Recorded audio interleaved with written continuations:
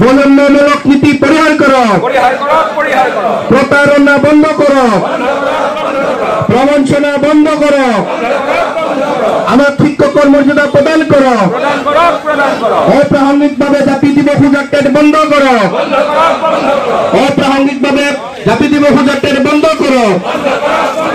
30-25 বছর কাল আমার অভিজ্ঞতা পূর্ণ ইচ্ছা নাই এনেকুৱা আন্দোলনত বহাৰ কাৰণে আমাৰ কোনো দিনে ইচ্ছা নাই বা আমি ইচ্ছা নকৰো, কিন্তু সৰকাৰে আমাক বাধ্য কৰাইছে। গতিকে সৰকাৰে বাধ্য কৰাইছে। সৰকাৰেৰ দায়িত্ব আছিল যে আমাৰ ছাত্ৰ ছাত্ৰী সকল অসমৰ ছাত্ৰ ছাত্ৰী অসমৰ দুখীয়া নিচলা ল'ৰা ছোৱালী আমি পাঠদান কৰি আছো, সেই ল'ৰা ছোৱালীখিনিৰ দায়িত্ব নিশ্চয় সৰকাৰেৰ আছে। আজি অতি পৰিতাপৰ বিষয়, যোৱা এপ্ৰিল মাহৰ পৰা এই ছাত্ৰ ছাত্ৰীসকলৰ চলিব পাৰে। এই পেটৰ তাৰণাত আমি সকলোৱে ওলাই আহিছো আৰু অহাকালিও আমি ওলাই আহিম। আৰু এই দুদিনৰ ভিতৰত যদি চৰকাৰে কিবা ভাল ডিচিশ্যন নলয়, পৰৱৰ্তী কালত আমি জংগী আন্দোলন কৰিবলৈ বাধ্য থাকিম। শিক্ষামন্ত্ৰী কি ক'ব?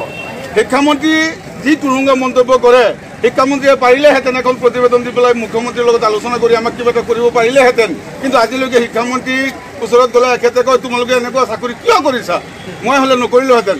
এনেকুৱা বক্তব্য দিয়াত আমি সকলোৱে মৰ্মাহত হৈছোঁ। এনেকুৱা বক্তব্য শিক্ষামন্ত্ৰীৰ পৰা আমি আশা কৰা নাছিলোঁ।